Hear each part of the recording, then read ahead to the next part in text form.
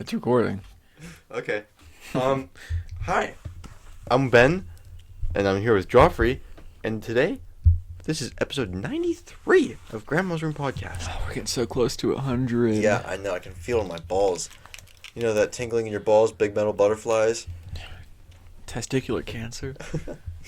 So, what are we talking about? Today, we are talking about Project Azorian and the kidnapping of Frank Sinatra, not Sr., but Jr. What is... Wait, Project what? Azorian. What is that? It's pretty nutty. Would you like me to get into it? Just diving straight into that? Yeah, it's funny to use the word dive. So, this comes from Dark Seas, and so it's about the sub. It's a Russian sub, and it was called K-129, and it was a submarine. It was part of the Russian Navy in 1968. It was built in 1958, which meant that the ship was already 10 years old in 1968 and had old equipment aboard. So in 1964, K-129 was refitted for 3 years and entered service with more modern equipment. Yes, Joffrey? Can I ask another question? And I don't know if it's going to ruin it again, like I did last week. Is there dead Soviet sailors? Yeah, it results in that. But that's not the whole story. Okay. Why do you have this grin on your face? Because I might know what you're talking about. I'm not sure. Okay. I was just curious. I didn't want to ask a question and ruin it like I did last time. Yeah, you sure did. So, so it got all this new equipment, and one of its new features was the ability to launch nuclear missiles from its deck, and had space to carry 3 nuclear missiles. So obviously that's like kind of huge, especially for the Soviets because they fucking sucked, and like to be able to just put your ship or your sub anywhere and launch a nuke. I think it had a range of like 1,500 meters or kilometers, something like that. I don't know how many. No way, it was meters. Yeah, it was kilometers. I don't remember how many like miles that is, but that's pretty far. I'll convert it. Okay. 1,500. Huh? 1,500. Roughly, yeah. God, what am I doing? I can't type. Okay. 1,500 kilometers to miles. That is 932 miles. Okay, so that's pretty far. So on board there were 100 sailors who all had prior experience of sailing before and were led by Captain Vladimir Kobzar, who was well respected, and he was actually like in line to become the entire commander of like the whole Pacific Fleet. Yeah. This guy's a big deal. And in February of 1968, K-129 had classified orders to patrol the Pacific for 4 months as a part of its third patrol since being refitted, and it is believed that the goal of the patrol was to gather intelligence on American posts underwater that were used to listen to enemy subs and ships, so it'd pick up like little like sounds in the ocean, and they'd be like, oh, that's not ours. So after completing its routine tests after it left like the base, K-129 signaled everything was working properly, and they were headed out to sea. And the last time anyone heard from the sub was after it reached the 180th meridian. So after missing routine check-ins with their base and ignored the order to break radio silence, God damn it, Russian officials became worried that something bad may have happened to the submarine, and the Russians gathered ships and planes to conduct a rescue mission in hopes to find the men and the sub, which caught the attention of American forces who tracked the location of the Soviets. And almost immediately, the U.S. decided they were like, oh, they're looking for a submarine. And how right they were. So soon after, the Navy was able to use a sound surveillance system, our Navy, which picked up sounds in the ocean to try and find the area where the sub may have gone down. And the Russians briefly looked for the men in their sub, but couldn't find it, so they gave up and considered the sub as lost. And the Americans jumped at the chance to get their hands on a Soviet sub and quickly raced to get to it. And a bang was picked up on the SOSUS, which is like the abbreviation. SOSUS. Yeah. For what? What was that like system? The sound surveillance system. And it was near Hawaii, and it was the bang was attributed to the sound of a submarine crashing into the ocean floor, and so the USS Halibut was sent to try and find the remains of the sub, and eventually found the wreckage in August of the same year. So, 1,500 miles off the coast of Hawaii marked a spot where K-129 and its crew laid 3 miles below the water. And they said that thousands of pictures were taken of the wreckage and like super high quality images. You can find them.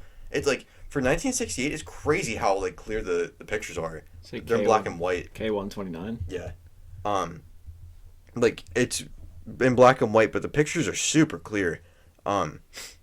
And so the Navy eventually decided to try and salvage K-129 for one of its nuclear missiles or its technology to try and find and implement in our own subs. And so Project Azorian was started to try and find a good way to bring the sub back to the surface where it could be studied. And after 2 years, Nixon finally gave the go-ahead to get the sub back to the surface. And he was like, I will support you guys, do your thing. And the CIA decided to use a large mechanical claw. The CIA decided to, quote, use a large mechanical claw to grasp the hull and have a heavy-duty hydraulic system mounted on the surface ship to lift it. End quote. So, I remember this is the one I was thinking of. Okay. In 1972, Howard Hughes, he was like this like super famous like rich guy. He helped a lot during World War II. So he wasn't a stranger to helping like the government. And he had agreed to help fund the project and give insight as to how like to go about getting the sub back to the surface, and gave $350 million to build the Hughes Glomar Explorer, which is the name of the ship. It said that's like $1.4 billion today. God damn. Yeah. It's a lot of money. So this guy was fucking loaded. And the ship was finished 2 years later, and when it was underway to start loading the ship before it set out, but the project's secrecy was compromised after a break-in at Hughes' personal office, where he was linked to the CIA project. And even though word started to get around that he was helping, the ship still left Long Beach, California on June 20th, 1974. And after arriving at the project site on the 4th of July, they began work to, bring this thing back to the surface. And this attracted Soviet ships, and there was 2 ships sent out to see like what they were doing. And they just kind of sat there and didn't know what they were doing, because I think the idea was that they would bring the sub over the side of the ship and place it on like the deck. And so they start lifting the ship, or the submarine. They start lifting it back up, but it's split in half. But they were able to get one half of the ship back. So they get this thing back, and 2 of the 3 nuclear missiles were recovered from the wreckage, but they didn't find like log books or stuff like that, or like secret like encoding, something like that. But still, I mean, they got their missiles, so that's not like a total loss. And despite not finding any intel, they did find the bodies of 6 submariners.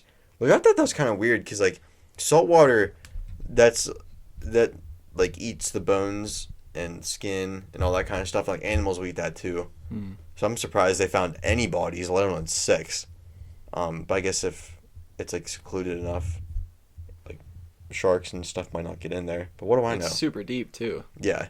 On the bottom of the ocean, right? Yeah. 3 miles below, you said. But that's like Titanic. There's no bodies there. Like we've talked about that. How there's only shoe print or shoes. Shoes, yeah. Yeah. That's because like the salt eats at the bones. But not leather. Yeah. Yeah. So they find the 6 submariners, and there was supposed to be a follow-up mission. I don't know what it was for. I'm gonna assume it was to get the other half of the ship, but the word got around so much that it was like there's no point in doing it, because everyone knows what they're doing out there. If I'm remembering right from what I heard about this, they had this huge like bright red container.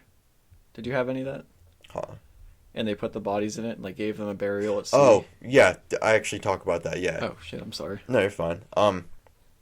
Yeah. So in 1992, the CIA released the declassified footage of the burial of the 6 submariners. So it wasn't like it was totally like fuck these guys, we're just gonna burn them. Like they still gave them like a respectful burial. Yeah.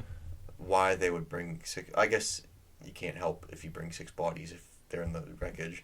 But it's kind of ironic, I guess. I think they were kind of anticipating that, right? If they had that huge, I'm pretty sure like they said they brought a container and like put the bodies in it and gave them a burial. Oh, I didn't know that. I think I'm not sure. That sounds right, but I didn't anticipate them finding any bodies.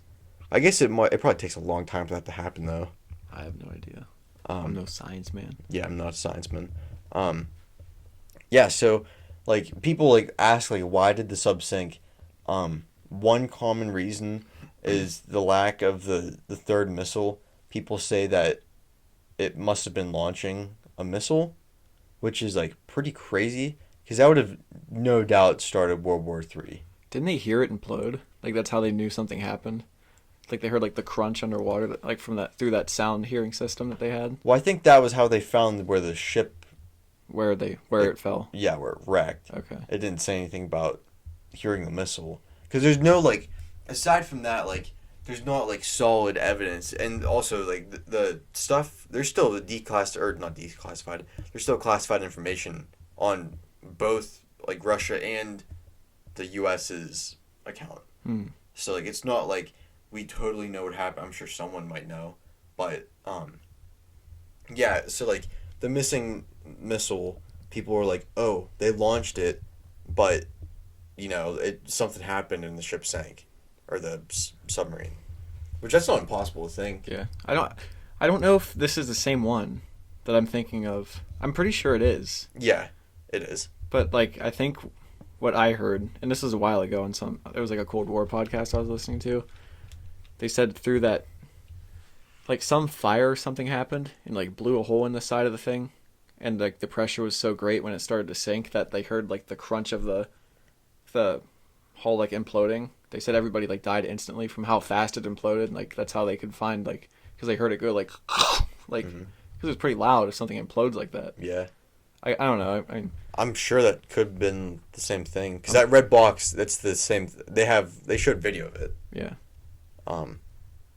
But yeah, like if you're interested in other kind of stuff like this, this channel, Dark Seas, this is like the third or fourth channel by the same like group of people, and Dark Docs is like the original channel, I think. But they all have good stuff like Cold War stories and World War II stories. I would very much recommend checking out their channel. Nice. Yeah. I have one more thing about this. Yeah. I'm not trying to hijack your topic, but like I heard about that Hughes guy, how it came out that he was like part of the project. Yeah. I heard that like the way to keep people off the trail of what they were actually doing was that he was trying to implement like this is all like their cover story. Yeah. That he was trying to implement this like rake type thing that they could rake off heavy metals in the bottom of the ocean to like use it for whatever. Yeah, they were supposed to be like researching like minerals and rocks and shit like that. Yeah. And like that was their cover for like the claw and shit or whatever. Like yeah, and having an enormous ship. Yeah, because the bottom of the ship opened up, right? Yeah. And they would bring the sub back up into the ship, close the doors, and like. Yeah, it said something like that, but it said there was a spot on the deck where they could have fit the sub, but yeah, they said that like they loaded. I thought this was pretty cool. They had underwater barges, and they loaded like all this shit before they went out, so that no one would see it. They like loaded it in that part underneath the ship. So they're not like seeing like, oh, they have a sub on their deck. Like, Well, or is this before they even left? Yeah, so they're like loading up all the gear. Oh, okay. So okay. They're just taking these. I don't know how that works, an underwater barge, but anyway, they like went underneath it, opened that hatch, and started loading all that shit inside. I mean, if the hatch was in the bottom and it was filled with air. But I mean, I don't not that part. I mean, an underwater barge. Like, is it just a sub with something pulling at the back? You know what I mean? I don't know. I can't remember. I don't know. I vaguely remember hearing about this. Yeah. I see a picture of it right now. It's obviously like a rendition. It's not like an actual picture of like the claw from underwater, but it looks like the ship's on the top of the water and the bottom of it opened up and it just like. Yeah. I think you and I I'm trying to explain something different than you are trying to explain. You're talking about the ship, right? Yeah. Or how the bottom can open up. Yeah. Yeah. Is that what you were talking about? Yeah. It was a cool story. I like it. I love that Cold War stuff. Me too. It's like endlessly interesting to me. I like the spycraft stuff from the Cold War. Yeah. Like all like the cool gadgets and shit like that. Mm-hmm. I think my interest was peaked when I started watching that show, The Americans. Remember that? Yeah. It was like the Illegals. That's why I did that Illegals episode that we never even aired. And then I tried to redo it, and like I didn't read the notes in like 6 months, and it was just like a bullshit episode. Cause like I didn't read the notes before we started. Did you find pictures of it on the bottom? I found one. It was like the top part of the sub that's sticking out, and it looks like it's mangled. Yeah. Yeah, you can see like the tower. Yeah, that's what I meant by the top part. I didn't know what to call it. I'm gonna assume it's laying on its right hand side. From this picture, it looks like it's sitting straight up, but I don't know if this is an actual picture of it. Oh, well, I think a picture of it on the bottom of the ocean. I think that it's sitting on this. Oh shit! Maybe you're right. I found a picture of it that's like on top of water and it's on its side. Oh, seriously? It looks like. I don't know. A lot of the pictures I'm finding are like models of it. Oh. That was at like one of their like high end, or not high end, but like their most high tech subs, right? Like it was like a new one. Well, it was 10 years old, but they refitted it, so I guess yeah.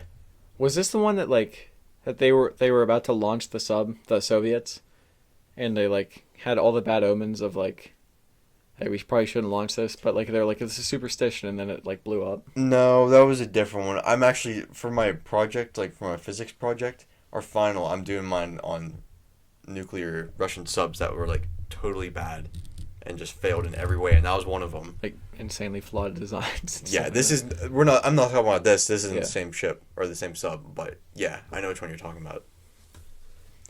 Nice. Oh hell, there was a name for it. A Widowmaker.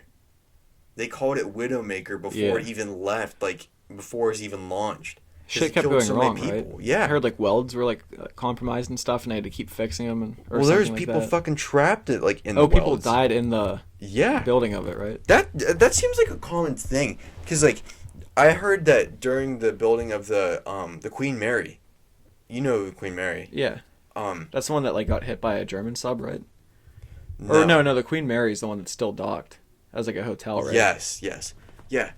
I heard the same thing where guys were they were like in between, because there's like a double hull, you know what I mean? Yeah. So guys were like welding in there, and they got trapped between the two holes.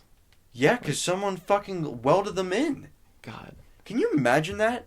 No. And like they couldn't heard, cut like, them out. Well, I don't know, because like I'm sure you could have heard banging like on the hull, but I guess if you're working, like you're probably not gonna hear that. They probably just thought like it was someone working down the down the line. Like being in there, can you fucking imagine that? No. Because that's like, probably like a little bit of air. How long would it take you to die in that? That's what I'm getting at. Because like you gotta imagine that goes so far up. Yeah, if you're staying on the bottom. Ship, yeah. I can't imagine that. That would be insane. With the getting hit by the U-boat, I was thinking the Queen Mary went to save people that got hit by a U-boat, right? No, isn't it? They were in front of a boat. And they were behind a ship, a cruiser or a destroyer, or something like that, and the cruiser was zigzagging, but the Queen Mary was going straight. Because that's how they would like. Yeah. Search for mines or whatever, or subs. Yeah. Like, try to. And it caught up and it hit it and it split it in half. That's and right. They didn't stop because their orders were not to stop. Because they were carrying troops at that time, right? Yeah. Over to. Yeah, I think they carried like 5,000 at a time. Can you imagine being on that ship going to war and you're like, shit's about to get intense in a couple weeks, and then it's just like you're just running over people. Yeah. That's fucked. I think there's only like maybe 100 survivors from that. Like not a lot of people. How wouldn't the two captains be like communicating? Like, hey, you're getting kind of close to us. Well, you probably have to maintain radio silence, if I had to guess. Yeah, but don't you think you'd see like, hey, we should avoid this ship? Like, they should have had the speed and everything worked out before they left. Like, yeah. Like, obviously, the first ship's going to be slower if it's zigzagging. Why would you... I feel like that could have been avoided. Yeah, it easily could have been, but... just human error. Yeah. Just some tomfoolery. It's fucked. Yeah. Fucked. Fuck. I can't imagine being on the Queen Mary when that happened, let alone the destroyer that got fucking hit. Yeah. And how did It sank almost instantly. How did the Mary keep going? Like, it didn't damage that ship? The thing was just built different. Yeah, it was built different. It had the souls of hard-working men aboard. Their souls were what kept it together that day. Mm-hmm. Fuck. Yeah, I like those sub-stories. Yeah, me too. Pretty cool. Have you ever seen the movie Down Periscope? No. You might like it. It's funny. It's about these guys in a submarine. Dude, I can't imagine being on a submarine for, like, those extended periods. Yeah. Well, Like, they're way bigger than I thought they were. Yeah, but that's still not a lot of room. No, being underwater. Because, like, the nuclear submarines, when those first came out, they're like, oh, we can, now that we have nuclear power, like, powering these submarines, we can stay underwater for, like, weeks. Yeah. I can't imagine being, like, trapped for weeks. I'm not claustrophobic, but that's just... That would like, get to me, I think, after a while. Like cabin fever. Like, you can't get out. Well, you want to talk about not getting out? Have you heard the story? It was either English or American sub. It was during World War II. I think it was English because it was in the English Channel.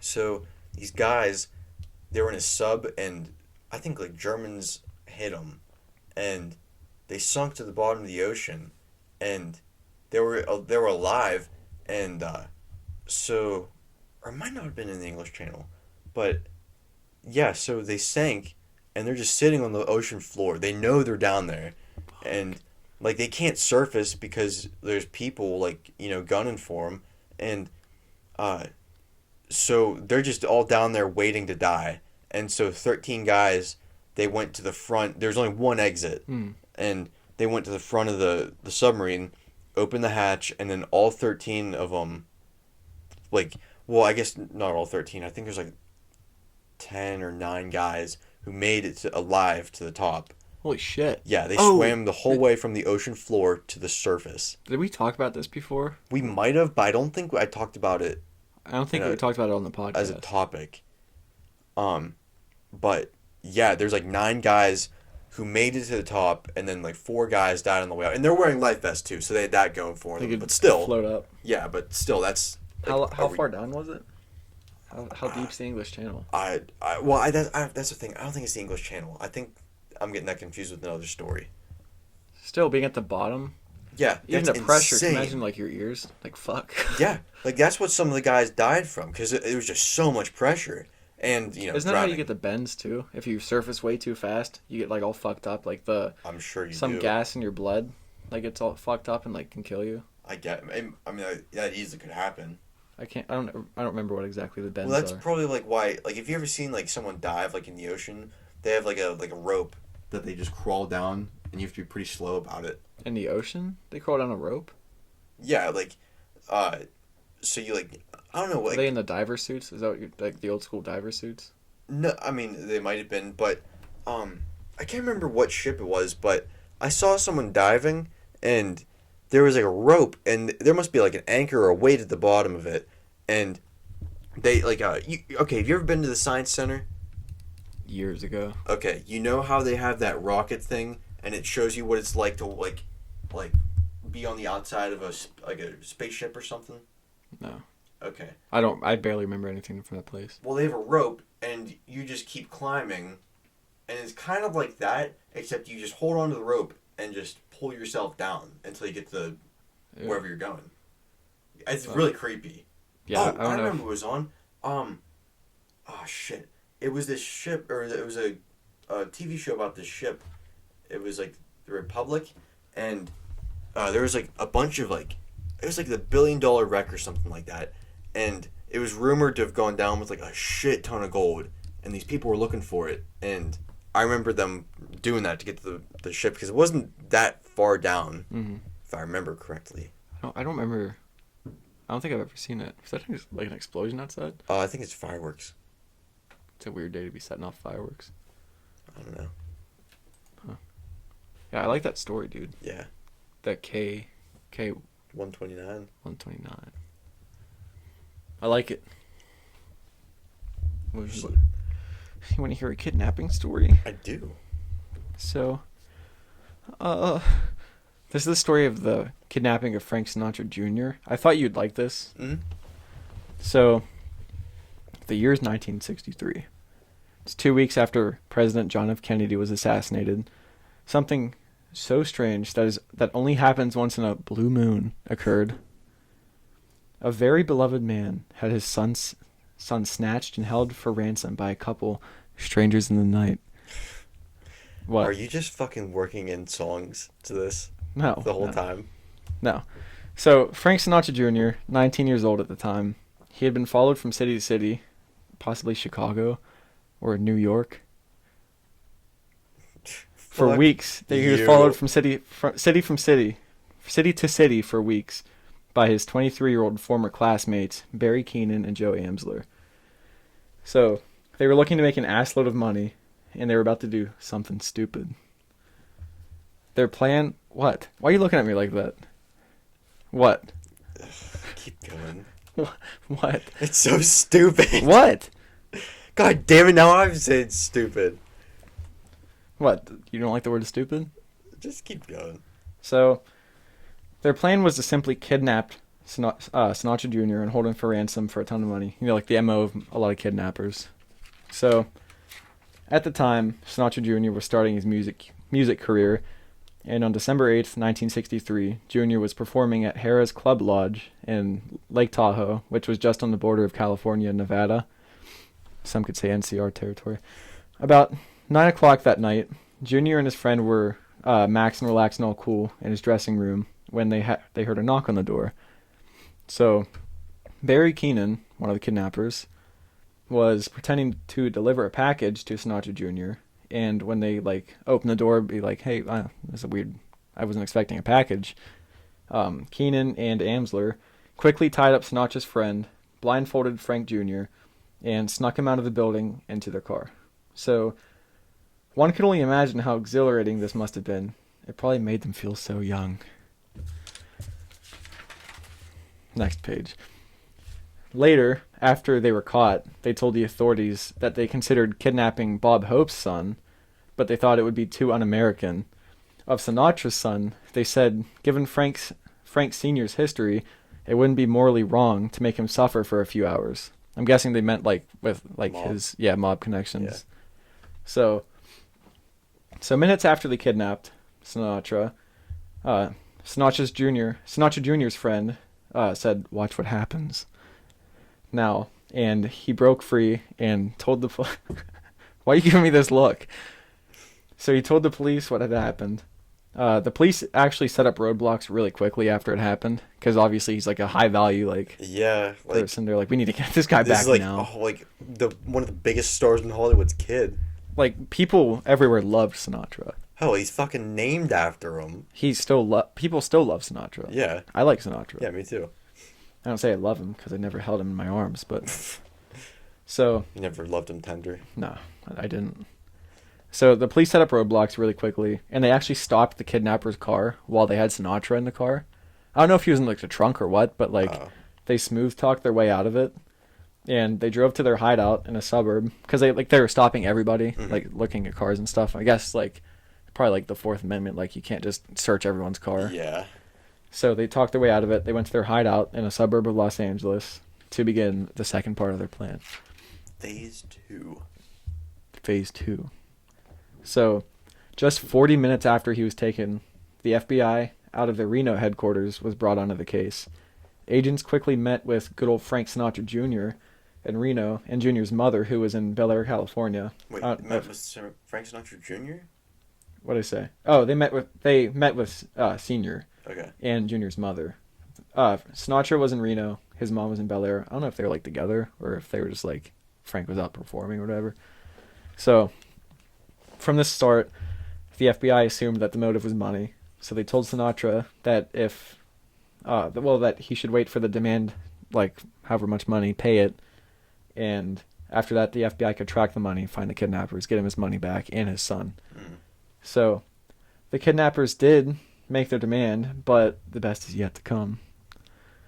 Sinatra originally offered to pay $1 million, but the kidnappers asked for $240,000. They asked for a quarter of what Sinatra was. Jesus. They're stupid.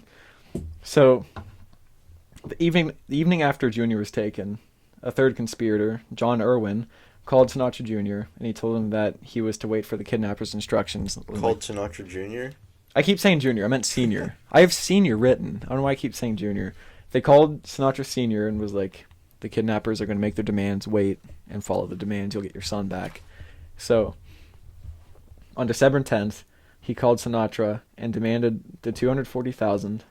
And the FBI, realizing that the kidnappers were pretty dumb, again told Sinatra, go through with it, like give him the ransom money, we'll get everything back. Like don't worry about it. They seem forget about it. Forget about it. They seem stupid. So he gave the money to the FBI, who took pictures of all of it so that they can like have like the numbers of the bills and everything. And they took it to a Texaco gas station in Sepulveda. I think it's how it's pronounced. Sepulveda, California. And he put it in between two school buses, which is where they told him to put it. It was early in the morning of December 11th. So now Keenan and Amzler, they left to go get the money, and it was just Irwin and Sinatra Jr. waiting for the two to come back. So it was just Sinatra and the guy that was like, this guy's only job was to like call Sinatra, be like, hey, this is what they're gonna do, and then all he had to do was sit with Sinatra Jr. While they waited for them to come back with the money.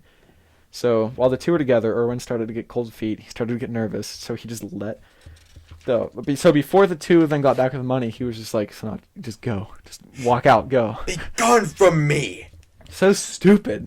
Because obviously, if he just lets Sinatra go, he can lead them right back to the house. Yeah. They're stupid. So a security guard then saw Sinatra Jr. walking around Bel Air. And to avoid any press that might see him, he got Sinatra to get into the guard's trunk. He was like, just get in the trunk, I'll take you to safety. We don't want like press like swarming the car and everything. Yeah. So he drove him to his mom's house in Bel Air. So when the FBI questioned Sinatra Jr., they asked him everything about like what he knew about the kidnappers. He said he barely got a glimpse at Amzler and Keenan, which he didn't know who they were at the time.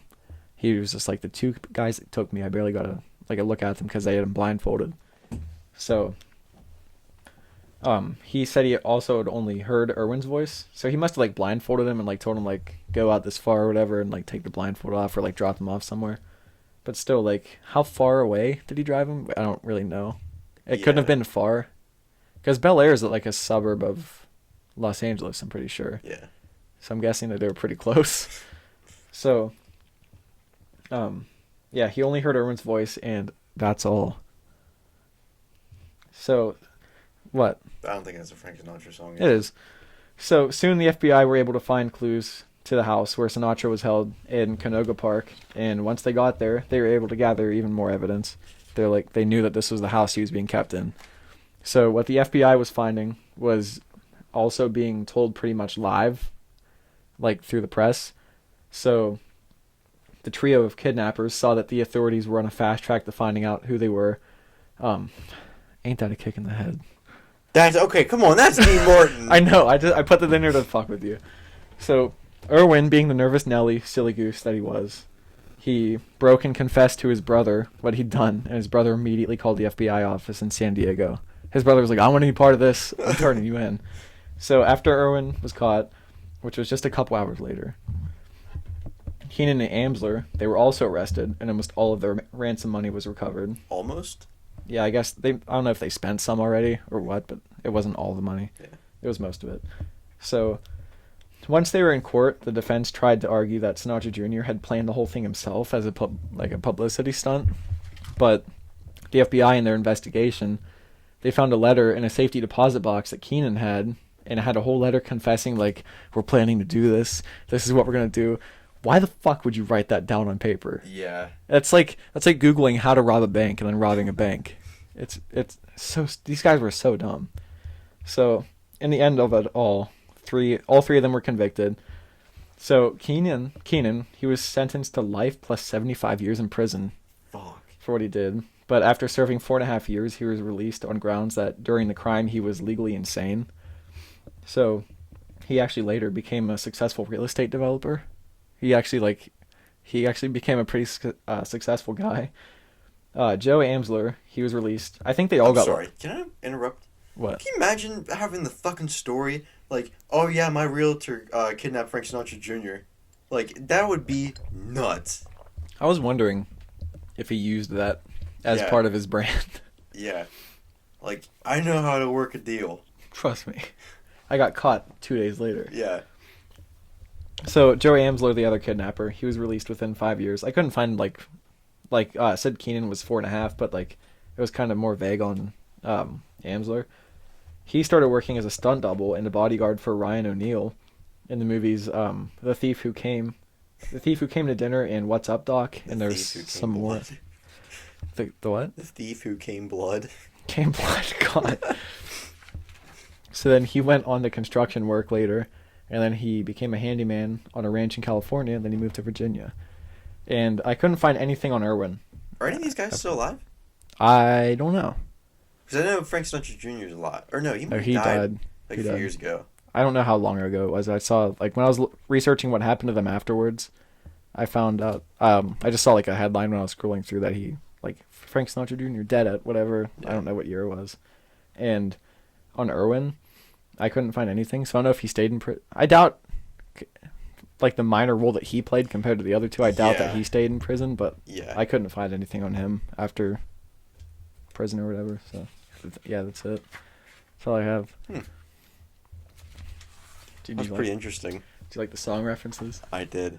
I Dude. made my own. I was trying so hard. Like, I was scrolling through his whole catalog of music trying to find, like, I could tell you stumped me with one. that's all. No. Which one was it? It was like the one before that. Oh God, let me look. 'Cause now, No, I've only heard Bobby Darin and Ricky Nelson sing. That's all. I didn't know Frank did that. what about? Well, they all used each other's songs back then. Yeah. The Best Is Yet to Come. That's it. You never heard that from Sinatra? I don't think so. I thought that was one of Wait, his what? big ones. What was the one before that? Maybe I think I did hear that. Let me go through my notes. Watch What Happens. That's it. I've never heard that song. I've never before. heard that one either. Oh. I was trying to pack as many in as I could, but I like, could tell. the rest of them were just so obscure that there's no way I'm fitting these in. Yeah. And then I saw, I was like, for some reason, Ain't That a Kick in the Head kept coming into my head, so I was like, I'm going to put this in here just to fuck with it. I don't think he even ever, like, redid that song. Ain't That a Kick in the Head. He sang it one time. For a movie, Ocean's 11. He sang it live. But yeah, other than that, I don't think he ever. Let me see if it's on Spotify. I don't... What, the movie version? Just, yeah, Sinatra's version. It's all... Sinatra didn't do that. You said he redid it. I thought you were talking about D. Martin. No, I meant, I wonder if Sinatra ever redid that song. I don't think he did. Because, back in the day, like, it seemed like everybody had a version of the same song. Yeah, Like, but that's like his like signature song. That and That's Amore. what, Dean Martin? Yeah. Yeah. Plus, they're like best friends. Like, yeah, they stole each other's songs, but I don't think they did that a whole lot. Dean Martin. There's Everybody Loves Somebody. Volare. Those are all good ones. You're Nobody Till Somebody Loves You. That's a good one. Was that on Fallout? No. I remember that. I thought I remember the radio guy in that, like, referencing that. He may have referenced it. But... Yeah. DJ New Vegas or whatever, Mr. New Vegas. He would say that, but it wasn't like they never played the song.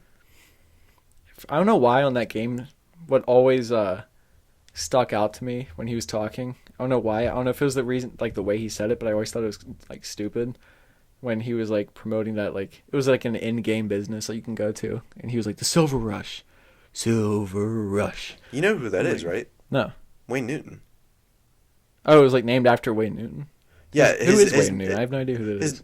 Wayne Newton? Yes, Yeah. you do. I don't Don think- Cushane, Darling Don Cushane. You don't know that song? I don't think so. I know you've heard it.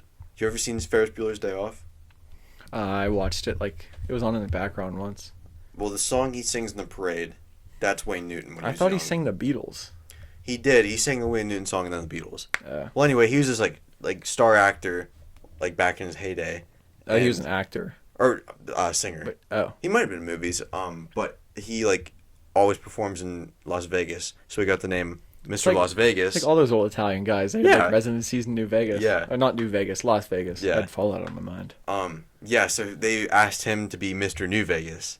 So he voices like all... Wait, that was him? Mm-hmm. Oh, shit. I didn't know he was actually like the Mr. New Vegas or whatever. Yeah, Mr. Las Vegas, they made him Mr. New Vegas. He was known as Mr. Las Vegas. Hmm? Oh. I'm pretty sure he's still alive. The more you know. Yeah. I never knew that. I thought it was just some random old guy they got. And you know Matthew Perry's in that too, right? And Fallout? Yeah, he's Benny. Oh, seriously? Uh-huh. Yeah, I'm thinking of Perry Cuomo. Oh. He was talking about it on some like news show. Matthew Perry. Yeah, from Friends. He's the one on like the Morning Joe, right? Isn't he the Morning Joe guy? What the hell's Morning It's Joe? like some morning show on like some like national news thing. I'm pretty sure. That's Mike Morning Kelly and not Kelly and Regis. not Regis. Regis died, didn't he? Or did he just retire? Really? Because I remember like that Michael Statham. Yeah. Yeah. Didn't he take his place? No. Mike Brzezinski? I might be thinking of Joe. I'm thinking of Joe Oh Scarborough. yeah, Regis Philbin did die, 2020. I remember like our mom used to watch that in the mornings, and I was like, "Why is there a different guy on there now?" Yeah. No, this is Wayne Newton. He is a singer? Yeah. Red Roses for a Blue Lady. You ever heard that song? No. Oh, yeah, that's what he looks like. I'll try and find a picture when he's young. That's when he was like really famous. Wait, let me see a picture of him. Here, this is him like in his heyday. Like he was on Ed Sullivan a lot. Holy plastic surgery! Holy yeah, shit! I know. Okay, you know Vegas Vacation, right? Yeah. He sings to Funny thing about Vegas Vacation, I was watching that before we went to Vincenzo's apartment and recorded our first episode ever. I have last time I've seen that movie was with you and Terry at Grandma's house. Do you remember that? Grandma's house. In the kitchen. No, I don't remember ever watching it there. Well, anyway, he sings to is it Ellen or Helen? Helen? Helen? I think it's Ellen. Wait. Did you say Ellen? I think. Let me look up Vegas Vacation. Yeah, Las Vegas Vacation. Vegas Vacation. I'll look up Vegas Vacation cast. Yeah. Because I'm pretty sure he's the one who... Because he pulls her on stage for something, and he sings to her. I thought it was Helen. Ellen. It is Ellen. Ellen, yeah. Griswold. Beverly D'Angelo. I still think Randy Quaid's my favorite guy in those movies. Yeah. Wasn't he like a fighter pilot in Independence Day? He's like, I'm back. Yeah. He's fucking crazy, dude. Randy Quaid. Do you remember Range 15, that zombie movie? He's like, you look like Randy Quaid with Down syndrome. That guy, like, he had his like face under the Slurpee machine. He was like, he's like, the world's gone to shit. I came here to get mine. I love that movie. Oh man. What do you think? I don't know. It's late as fuck. Yeah. It's like 10:30. Oh no, it's 11:15. Yeah. This is a later episode than we've done in a long time. Yeah. It's usually been what, mornings that we've done it. Mornings. I think I prefer the nighttime ones, to be honest. I prefer afternoon. Yeah, peak energy. Yes. I don't have much energy left, so Yeah, I think we might need to call it a night. I think we might need to. Yeah. You want me to do the socials? Yeah, I got the playlist. Okay. You can follow us on Instagram at Grandma's Room Podcast, Twitter at room_grandma. You can watch our video. I mean, if we record video, if not, it's just the thumbnail with our audio on YouTube and Rumble at Grandma's Room Podcast. I'm still hearing explosions outside. Yeah, I did too. And you can listen to us on iTunes, Spotify, Stitcher, Google Podcast, Amazon Music, all the big boys, all the big boy podcasts you can listen to us on. Yeah. So, playlist. Yeah, we got some playlists on Spotify for you. We got Grandma's Blues Club. That's all blues music. Grandma's Saloon. Country and Western kind of stuff like that. Like Waylon Jennings, Johnny Cash. Do we have Johnny Cash on there? We ought to. We should if we don't, yeah. What else? We have Grandma's Clam Jams. That's like 80s party music. Grandma's Christmas Tree, which is a little out of style right now. It's Christmas music. Yeah. Grandma's Opium Den, that's like vibing music. Grandma's Jukebox, that's old 50s and 60s stuff. Grandma's Guitar Case, that's alternative and rock, just stuff like that. Grandma's Trap House, which is like rap and hip hop. Is that it? I think that's it. Yeah, I think I got them all. Yeah, all 8 of them. Yeah, We give add them a music listen. to it. Huh? It's just, I said, it's all just music we like. Yeah, we hope you like it. We don't benefit from you downloading it, but if you want to listen to some good music in our eyes, It's there for you. it's there for you. I don't even know how many downloads our playlist have. I don't even. Or the most is 4 followers on Jukebox and Guitar Case. Yeah. So yeah, if you want to, if you don't want to, it's up to you. Yeah. Thank you for listening, Yeah, all thank you. 3 of you, and you could have been anywhere else. We love you. Truly appreciate you listening to us. And if you want to, you can leave us a review on iTunes. That supposedly helps. We don't know. Yeah. We're too small to know. So, any last words? Fart knuckle. I like it.